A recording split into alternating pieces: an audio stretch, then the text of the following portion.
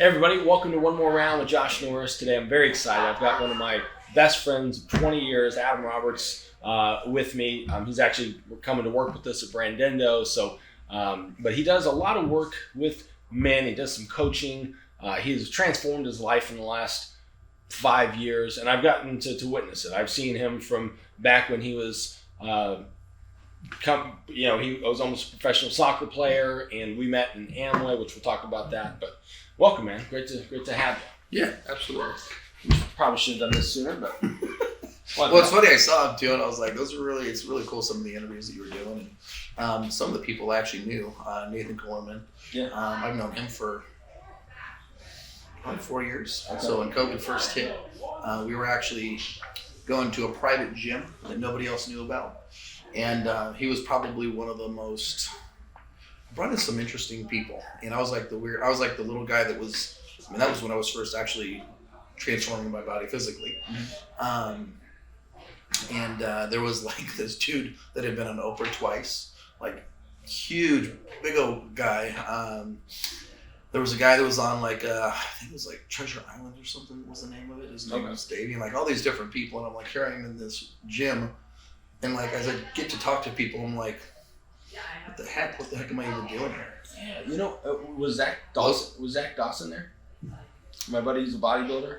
It sounds familiar. Yeah, he had talked to me about a gym he was going to, and it reminds me, because he knew you. Los Campeones was the name of it. Okay. So, Nathan was there, and actually Nathan was one of the most genuinely well-rounded people. I just thought he was like a really cool dude because he had a piece about him that a lot of people don't carry, and I think it just comes from him actually thinking a lot. He thinks through things. He doesn't let people dictate his thoughts. Yeah, absolutely. So when he came on, dude, we had only met one time, and we had talked for like 10 minutes, and 10 minutes I'm like, yeah, I need you on the podcast. And then when he came on, it was literally the best podcast conversation I had had to that date. I mean, it was incredible. So it's neat. We know a lot of the same people, and that thing has been trying to get me for 2 episodes, man. That mosquito's been, I think I finally got it. Apparently finds you interesting. Yeah. But, so you and I, we've known each other for 20 years, and I think it's an interesting story, right? We met, I was in Amway. You were selling sunglasses, and I believe at the time, weren't you the top sales guy at your sunglass place? I was, actually, yeah. Yep. And that was like multiple locations. You had been out selling. They had like 25 different locations.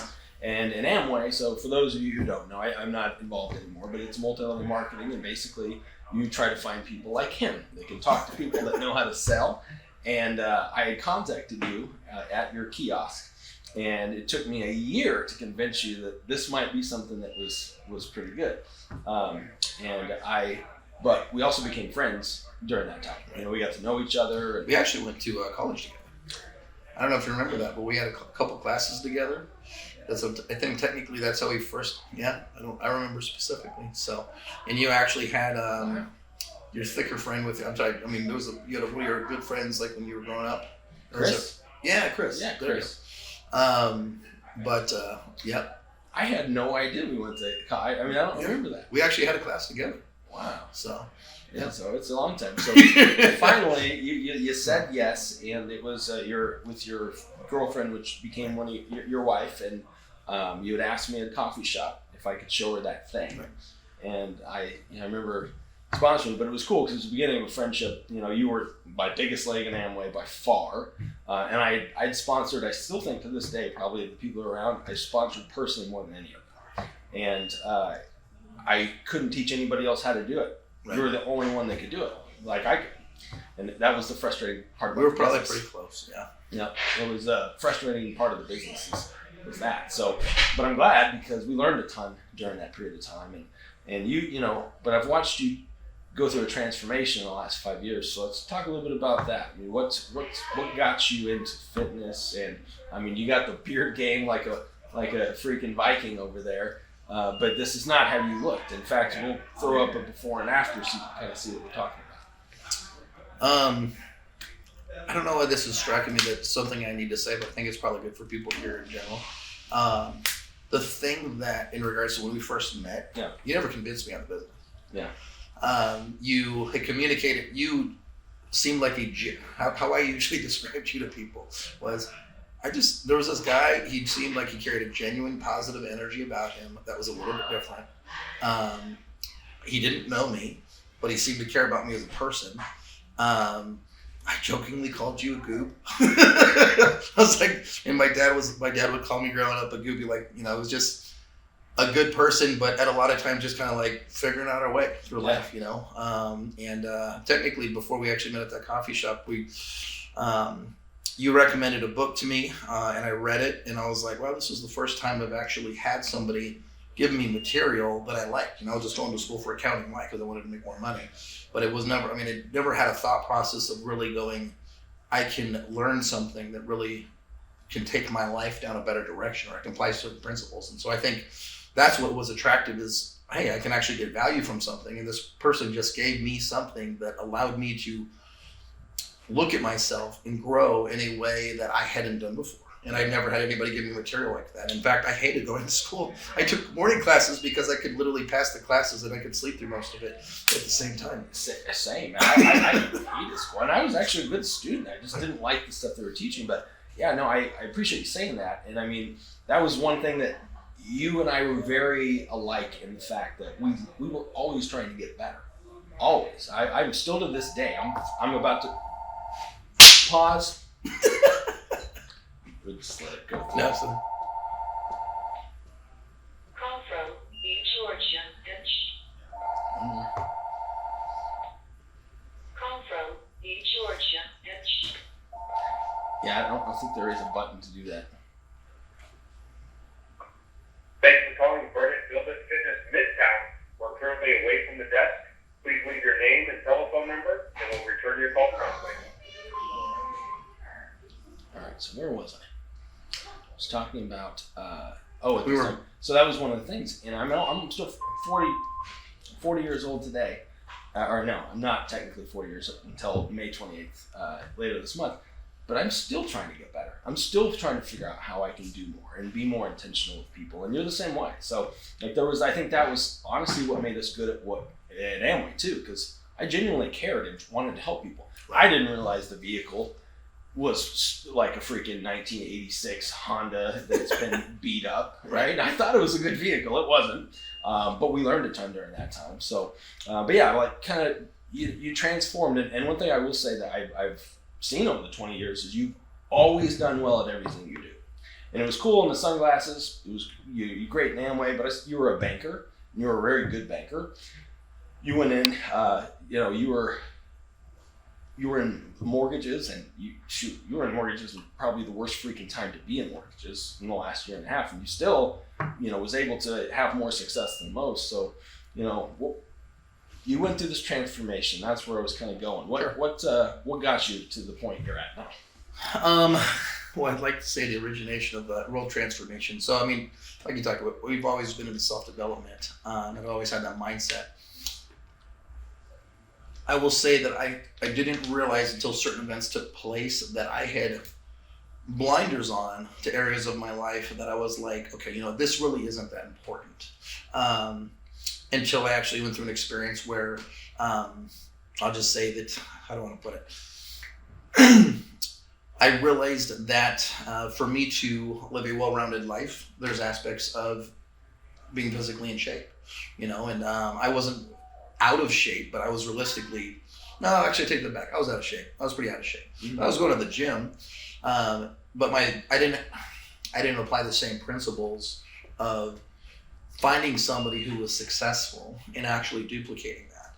And it was interesting because in other avenues, you see multimillionaires and stuff like that, and you're like, okay, I'm going to study things, and you start to learn what to study with those people. I did bring that process into the physical realm, but I started to really go down a road of what are the things that I believe or that I think because other people tell me I should believe them or think them. And honestly, a lot of them were actually successful people. But I think the really hard part for me was, so with my family, I was the only person to ever go through divorce. Mm-hmm. And I don't know if I should say it or not, but my wife had an affair, and I found myself in a position where, my parents had been married for 40 years. My grandparents were married. Actually, at that time, they were married for like 30 plus years. My grandparents were married for 50 plus years. we had a close family. And honestly, if my dad was to describe to you, like, things he could have seen his kids going through, I would have probably been the one that he said, no, Adam won't go through that experience, because he does things to make sure that he takes care of his wife in a certain way. Like, he goes above and beyond to provide. And my father would say that I was the most principled. He still tells me this, that I'm one of the most principled men that he knows, but a little bit stubborn at times, and not stubborn in regards to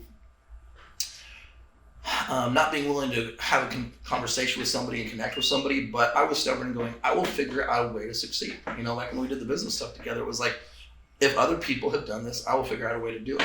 And the challenge was, relationship-wise, I didn't realize that I was approaching things in a very narrow-minded view. I looked at my parents, and they had, again, me going through the affair and them basically never having an experience like that. And I'm like, what do I tell my son right now? And I really had to sit back and ask myself, I was like, what is my story? Because it's different than them. And what aspects are important for me to actually still succeed, still progress, still make the most of relationships in that, despite what I've actually gone through. And the challenge was, the biggest challenge for me was that I had nobody around me that had gone through that. And so when I had experienced it, I had to ask myself those questions. And I had to seek that material without necessarily having somebody tell me, go read this, go read that, which it's awesome to have a mentor in your life that actually can do that. But when I went through an experience that didn't have the ability to do that. Yeah, nobody could relate because they hadn't been through it. So right. It's hard to guide people out of it. Yeah. I was like, what do I do? Right. And so I read a lot of different books, and I had always had a pretty voracious reading habit. But at the same time, I started to ask myself a lot of questions in regards to, why do I believe in the things that I have faith-wise that I believe in? Why do I, when I experience certain thoughts, jealousy or fear or doubt, what things, where is that actually coming from? And as opposed to going to somebody else and them giving me a self-talk speech or some motivational speech, it was like I have to process this emotion or feeling that's actually coming through, and it was extremely challenging because it's like going into the gym for the first time and it's like, hey, go to do this workout. Well, if you've never done it at all, you're like, am I doing it right? Does it look like this appears to be the right thing? Is it the right thing? If I keep doing it this way, am I going to get the results I want? But you don't know if nobody's... I was clueless. So, but yeah, I started to ask myself a lot of those questions, and things just started to change in different ways in my life. I mean, I had success with businesses prior, but the truth of the matter is, I think that I found myself in a spot where I really started to ask myself, and I actually had a guy come to me. I did a 15-minute live on Facebook. I've done quite a few of those.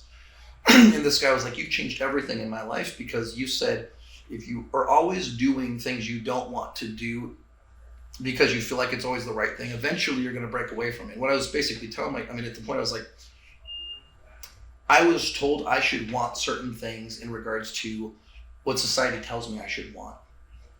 And it made sense. It absolutely made sense. But I had to sit back and go, do I really want these things? And when I did learn that there were certain things I did really want, I could actually be really firm in those and actually did deep roots, because I knew why I personally wanted those. But the things that I didn't want, I would ask myself the question, well, maybe this is one of those reasons I'm running into those things that I'm frustrated with. It's because I don't really want it. At the end of the day, if sorry, I'll let you go, but I just, for me, I find when people are doing something because they feel or they've been told it's the right thing to do, but they don't know why they're doing it, they don't get the same results.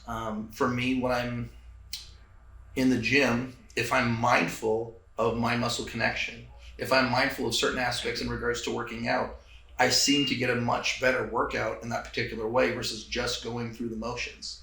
And for me, that's realistically what it was. As I found myself, I was going through the motions because people do it. These are the motions. This is what you're supposed to do. It's a great point, and I've actually talked about this with two people. It was back to back in podcasts maybe like a month ago, and so many people forget to ask themselves the question: what do I really want? in life? What do I want my marriage to look like? What do I want to look like? What do I want my relationship with my kids to look like? What do I want my relationship with money to look like? What do I actually want from a monetary plate? Where do I want to live? How do I want to impact people that are around me and make a difference? And when people start asking those questions to themselves, like you did, then you can actually put together a game plan of how to get there. Because then you know the steps on how you can accomplish that. I don't know when I asked these questions. I know I did it before I got sick, but last year when I got sick and almost died for 90 days, I just knew that I had to ask these hard questions. Like, well, if I get out of this and if I actually survive, and I didn't know if I was going to, that I am going to make the rest of my life the best I possibly can. And I started asking myself, like, how much money do I need to make to live the life I want for my family and myself? And then what does that look like? And I did. I have a crystal clear picture of what that looks like. I know what I want to do. I mean, I love marketing. I love our company, Brandindo. But you know what I love most about it? I love working with the customers and watching their businesses grow. Love it. I love our working with our team and knowing that I'm providing an opportunity that, number one, they can make money and all that, but they're also giving value. Like, they're doing something that's giving value to other people, and there's something about it. So I'm glad that you started asking yourself those questions. So now tell me about, when you started getting in shape, did you go to somebody, or how did that process? That's one thing I'm Brandindo as well. Yeah. The reason why I came over, and some people know my background with GoDaddy, some people don't. Yeah. I will humbly say that I was the number one guy at GoDaddy with SEO. And I say that because they put together an SEO team. Mm-hmm. They had a product that had come out. They were really good with certain particular areas, but everybody was selling in a particular fashion, which was very salesy and very, if this makes sense, almost like a ticker mentality. And for most people, they don't realize that you actually have to have a genuine conversation with the business owner. And this is why I was excited about coming to Brandindo, was because my mindset was, my favorite conversations are conversations with people that have a mindset of they're taking new ground in their life. They're actually choosing to do something to grow their business. And for a lot of people, their business is their dream. Their business is I've always wanted to do this. I'm passionate about it. I've maybe saved a certain amount of money up, and this is what I'm passionate about. And, we get to have that conversation with somebody that's in a mode of pursuing their dream, pursuing their goal, building their baby up.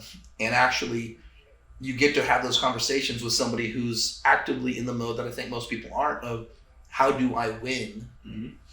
Yeah. And then you can have those conversations. And when you come at it with that mindset, and how do you help them win? And then, yes, this is just a service that I sell, but I'm selling this service that's going to help you do that. That's why you've always been good. I forgot to mention earlier, but you were in the top 5% of salespeople at GoDaddy, sales for 7 years. Yeah, I honestly had my investment licenses when I first went into GoDaddy, and I was like, you know what? I'll be here for 4 to 6 months. I doubled my income working there really quickly because I did very well. And then I doubled my income there a second time. Now things went fairly different when they went corporate, they went public. You have to fit a square hole or a square peg into a square hole, and they stopped paying a lot of their top agents. And the business model transitioned into very transactional versus how do I actually genuinely, I think the thing we offer the best more than anybody else is, you're never going to have somebody probably thinking about how to grow your business as much as you outside of me. Yeah, absolutely. And I'm good at it, and I know how to do it, and I can actually connect with somebody in a way where they're like, you know what, I didn't really, I knew this about my clientele, but I didn't.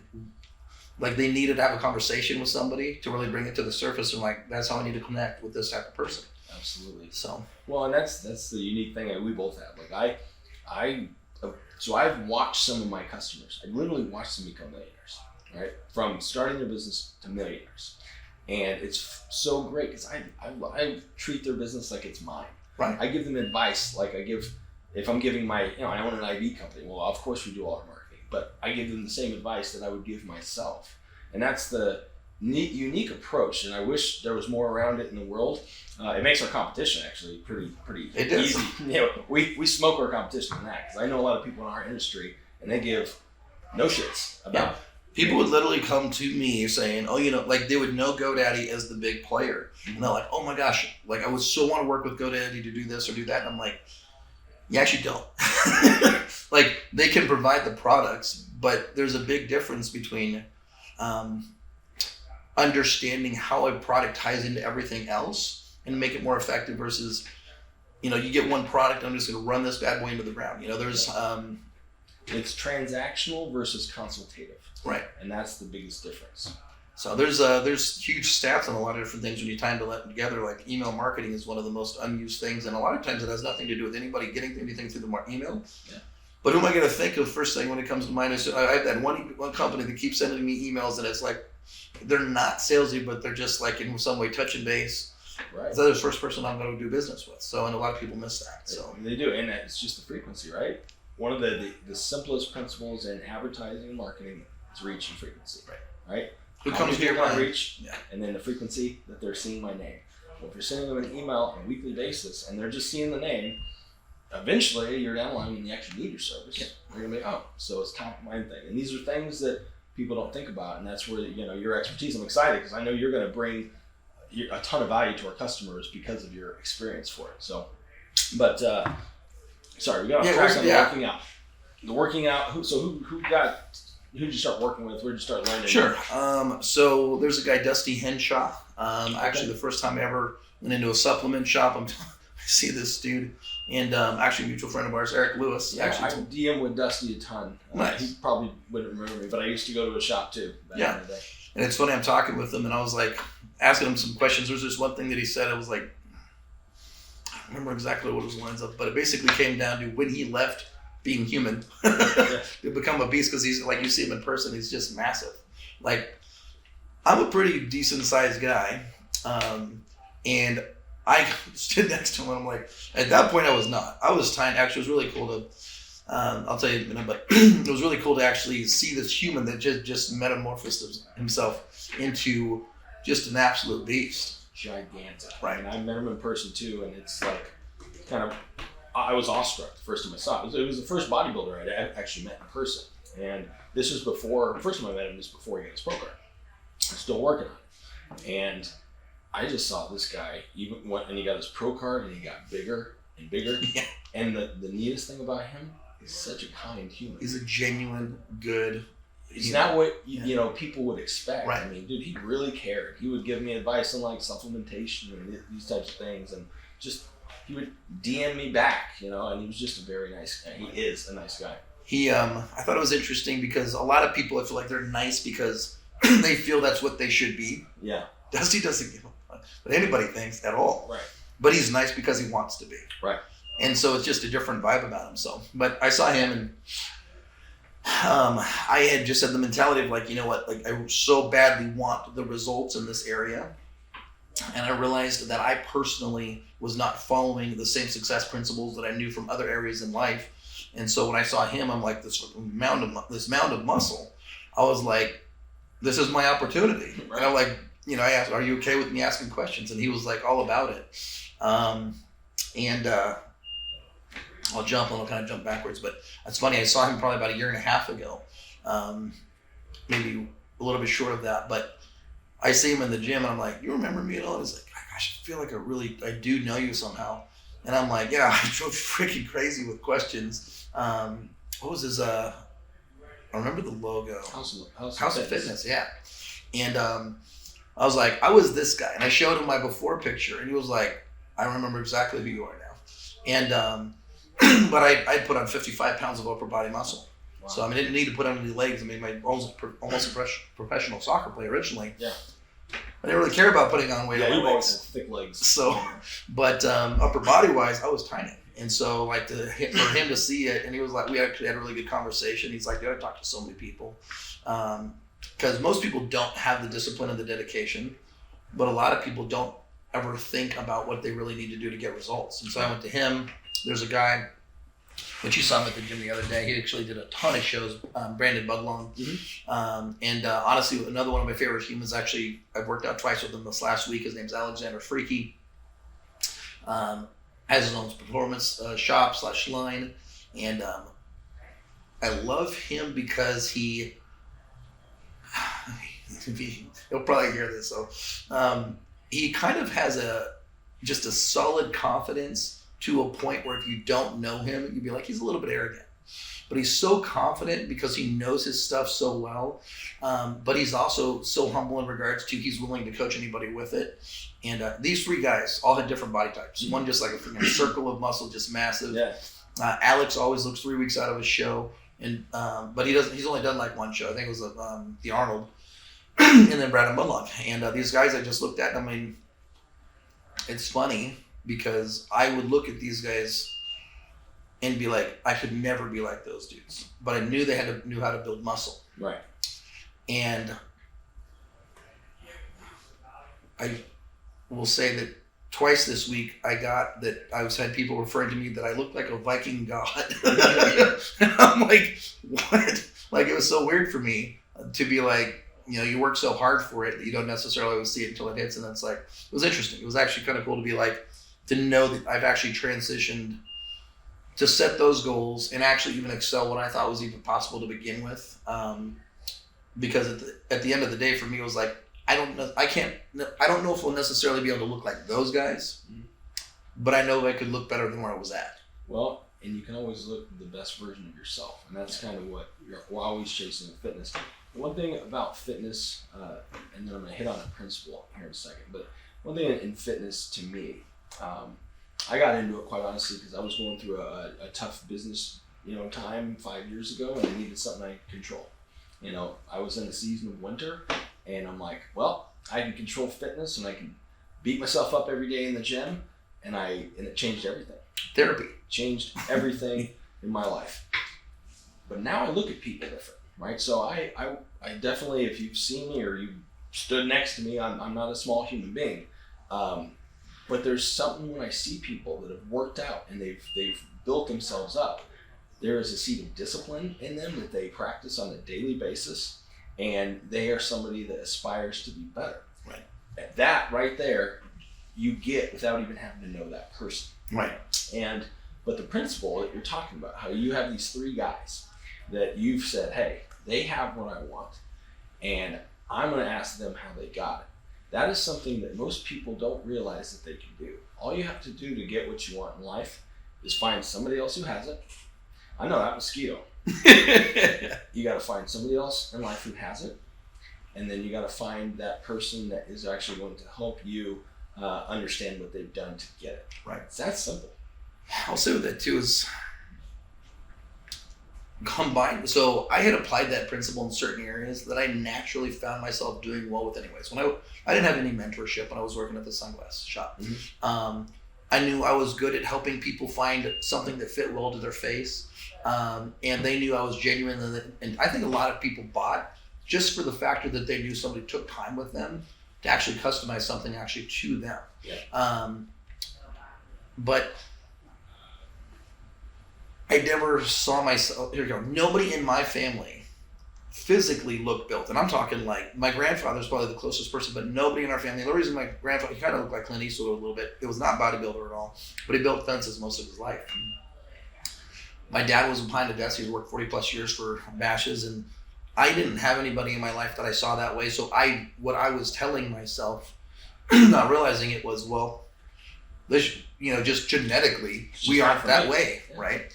But I still wasn't happy with where I was at. And so it's interesting to me that, and I think this is probably one of the biggest things that I can bring to people when it comes to mentoring them is going, they can look at my before and after picture. And I've had more people go, you look younger now. With the grays in my beard, I don't. Let my grays grow in. I was coloring them for a period of time, but yeah, I like the gray now. Right, girls probably like it too. It is okay. So there was such a change. People literally said I looked younger 10 years later than what I did originally when I was 30. And the pictures that a couple of ones that I have side by side, people were like, like yesterday I was talking to somebody, and I actually went to high school with them, and they were like, I know you somehow. And I'm like, well, I looked like this. And they're like, what? And I'm like, yeah, I was the quietest kid in high school. I played the sport that wasn't popular. And so I basically was the person that, I never didn't like who I was as a person. I just never saw me as somebody that I'd go, oh, that guy's built, or oh, that guy's successful, you know. And I just knew that for me it was the mindset of, well, I can be a little bit better. And so, yeah, the success principle of seeing those people and going, can I duplicate that? And here's what's really cool. Brandon Budlong actually has a really good one too, where I actually saw his before and after. I'm like, holy crap, that's what you look like. And I think, so when you see somebody that has fruit on the tree, the hardest thing to leave behind mentally is going, they didn't start there. Right. And where I'm at right now, I don't really know what it looks like to be at my best. Because I'm not at what I haven't applied myself in certain areas. I don't know what it really actually looks like. And from working with people, I know that there's sometimes those breakthroughs that take place for people. It's like they knock on the same door over and over and over and over again. And they have all the right characteristics for it, but their brain is just stuck in a pattern that they can't break out of the cycle until they actually have some real dialogue with somebody. And they go, I didn't think about it that way. And when they shift it, it's almost like they've been working, you know, it's like the whole tie into a bag to your leg and you're kicking something over and over and over and over again. Then you take the bag off and you kick like the bag so much harder, so much faster. It's like crazy, like the difference there. But it's just, in our personal lives, it's a small shift usually that oftentimes comes from, well, for me, I'd say this is one of the most key principles. There's things that I know about me that nobody else knows about me. Right. There's things that we both know about me. There's things you know about me that I don't know about me. And there's things that neither one of us know about me. Yep. And so when it comes down to that, having somebody in your life that actually, you might have a higher successful level in a lot of different areas. But at the same time, when you have that person outside here, Tiger Woods still has a swing coach. Absolutely. Yeah, no, I love that principle of what you're talking about, because I remember John Crow. John Crow is where I heard that the first time. I'm sure many other people said it, but he called it the check and the X. And it was the window panes. And exactly what you said. And then there's that one that you don't know about yourself and that nobody does, and that's where God works. Yeah. And that's how he used to put it. And I'm like, man, that's freaking good. Yeah. The key, I think, for that more than anything, letting that actually activate per se in you is knowing that you have to let go a little bit. I could go so like deep in regards to like our body works in atoms in regards to like, if you look at us, like there's just so much free flowing space, and atomically, I know this sounds crazy, it's not really attached to itself. Yeah. And I feel like for me, when I let go, and I feel like my energy mindset is just, I'm not going to try to control everything. I'm going to I'm going to go with the flow and make the most of it. But if I don't let the flow take place, then I can't be in a healthy spot when things are adjusting, or, you know, to experience love or to actually give it to somebody else, because I feel it should always be a certain way. And I'm actually so closed off to it that I can't allow the things to shift as things are happening and actually make the most of that moment. So. Yeah, absolutely. You ever, Lou Giglio, I could be pronouncing his name wrong, but he has this bit on laminin. Have you ever seen it? No, it's not a myth. It's actually a sermon, and it's only. Oh yeah, are you talking about the little golf ball one? Yeah. Well, so it's 5 minutes, and he's talking about this guy that he meets, and the guy says, "Oh, it must be the floor." He's trying to come up with a sermon, and the guy says, "Oh, you got to tell him about laminin. You got to tell him about laminin." He'd never heard of it. I'd never heard of it. No. Now Google laminin, and what it comes down to is basically the molecules were made up of. You're made up of millions of things, right? It's the smallest, tiniest cell. And laminin, if you look at it under a microscope, looks like a cross. Looks like a cross. And he was talking about Xennius kind of thing. And so it's just a cool thing. So yeah. If you guys Google Lou Giglio laminin, it's worth Actually, here's another cool thing with that too. He talks about it actually in the other one I was thinking of. But like the only black hole in our solar system that faces us directly actually has a cross in it as well. Oh wow. And it references a biblical verse where it's talking about from the smallest something. It's kind of like talking. It's a protein of our body is what it actually is. From the smallest to the biggest, he is there. So I think we get lost in the fact that, well, like he talked about in that sermon, we want God to work around us the way that we want God to work around does. Right, we have our set pattern of, God, this is where you're welcome, this is where you're allowed, and this is where you're, like, you don't realize that you're saying it, Yep. but, like, these are the areas that you closed off to it because this is how you want to do it right now. Yep. And that's, like, so next week when I'm talking at that event, one of the things I really want to stress on is that progression time. When you sow a seed, there's that progression time before there's a harvest. And that's the hardest part for people. It's like, having faith and actually being diligent and doing the things you need to do in that progression time, making sure your soil is fertile, that it's watered, that it's getting sun, all the things you have to do before anything ever manifests. And people, if they understood that your manifestation, right, of your body transformation, well, that happened in the progression time. It didn't happen right away. It happened in those daily habits that you do every day. And now, you've transformed your body. And people just get lost there. If I can hopefully communicate how not to get lost there, maybe somebody will get something from it. It's funny you say that too, because one of the most common things that I experience when I coach people is I'll have a conversation with them. And one of my spiritual gifts is to see the areas of their life that they've intentionally chose to block off to themselves. Mm-hmm. And it usually represents certain relationships they're having disconnects with, that they really want them to go well, but they've just decided things should work the way they've decided things should work. Mm-hmm. And I will oftentimes communicate a thought that I know if I was to fully dive into it with them, they would fight against it because they've already decided it's not supposed to be that way. But I can say something in a particular fashion that allows them to go through the process of going, maybe, they'll go to the way that they know that it should work in their head, but this new thought that's there slowly allows that thought to kind of erode over time because they don't want the same results of that thought. They just haven't had something else that's been there that they can go, oh, well, what if I tried this way instead? Or what if I approach it this way instead? And then they go to apply just a small bit of it and they're like, oh, that worked a little different than I thought. And that slow transition of, like what you're saying, the manifestation a lot of times is just, one of my favorite quotes this was one that for me, I just realized for myself that ended up communicating to other people. The depth of the lies that I believe need to be uprooted by the amount of truth that it'll take to uproot them. And what I mean by that is sometimes we believe something so wholeheartedly that a lot of times we don't even realize conflicts with our belief system. Mm-hmm. That, and I could give you examples, but there's so many times that people say that they love other people, and yet they constantly go into judgment. Yeah. And even Christ said that he was not here to judge, right? Here's God saying he's not here to judge. In fact, he showed love consistently.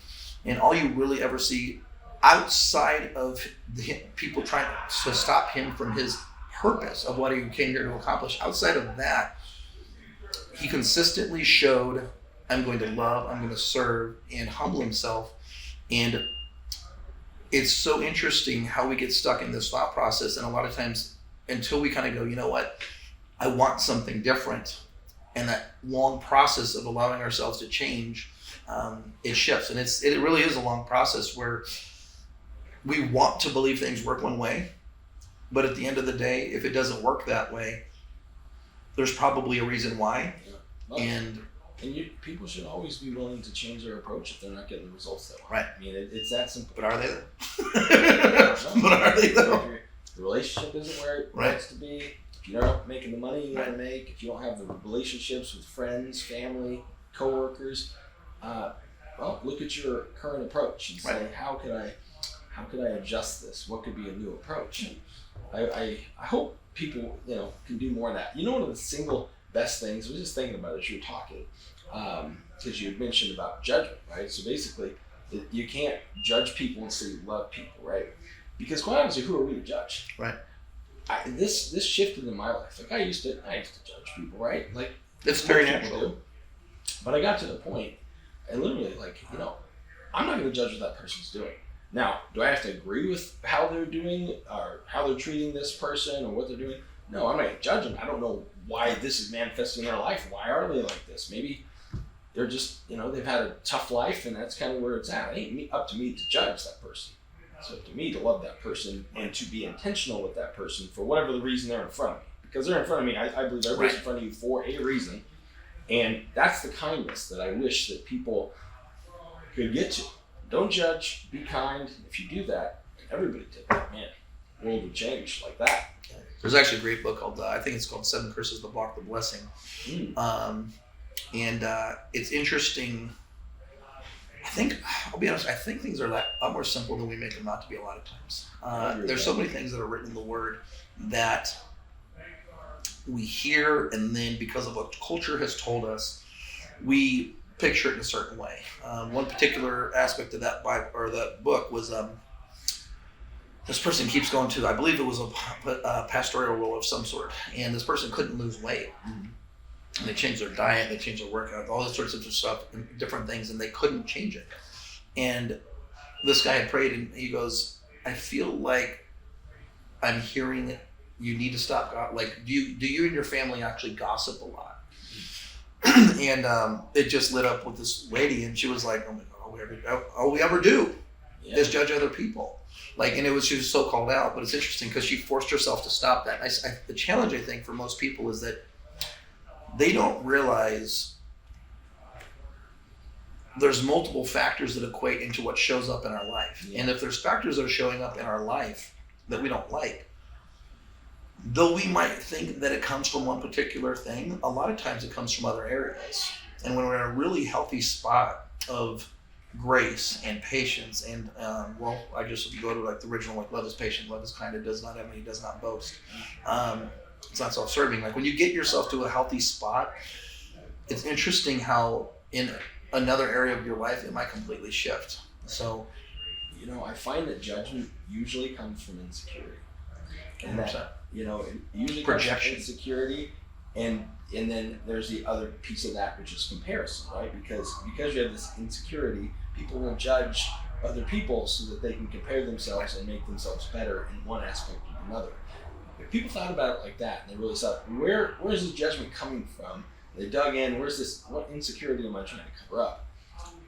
Again, I think they could probably change their entire life. Right. You said something, and I feel like it kind of jumps a little bit, but so John Maxwell had actually said that when he had first got married, that he could win just about every argument. Yeah.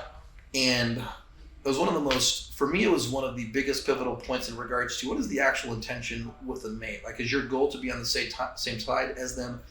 And is victory you learning how to be more connected and intimate with that person? Or is intimacy being right? And obviously, most people are going to immediately go to, no, like, I know I'm in this healthy spot. It's me being supportive, loving, and actually being more intimate with that person. But John Maxwell, one of the greatest communicators ever, talked about he could win every argument, but all it created was dissension between him and his wife. And so he was winning being right and losing his marriage. Right. And it's funny because, again, it just kind of goes back to, we think if we do things a certain way, it's going to, now she knows that I'm right. I'm just going to change and do everything the way I want her to do it. Totally. Does it really work that way? Well, you and I have heard this probably 100 times. You can either be right or you can be rich. You usually can't be both, right?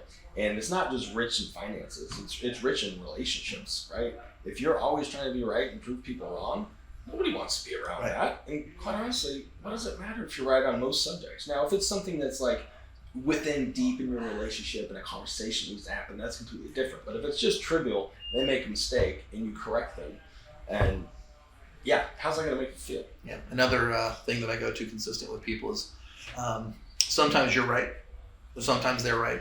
Most of the time you're both wrong, and God's waiting in the middle for you guys to actually have a conversation.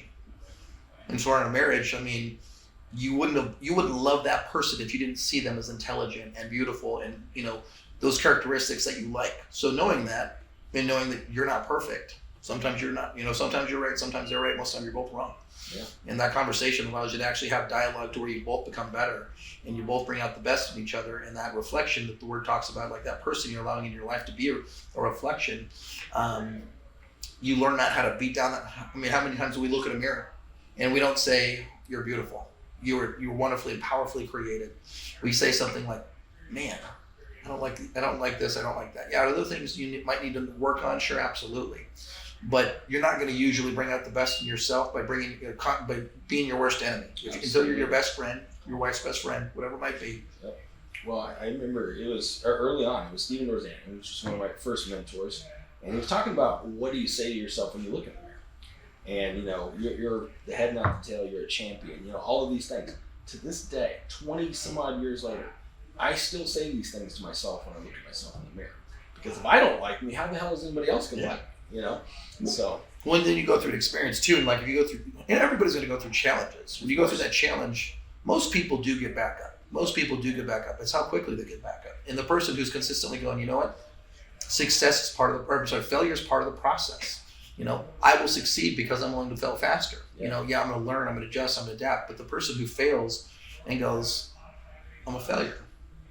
They've decided, like they've chosen to speak in themselves in a way that basically says, you know what, like I'm no good at this. It keeps themselves down versus just keep fighting.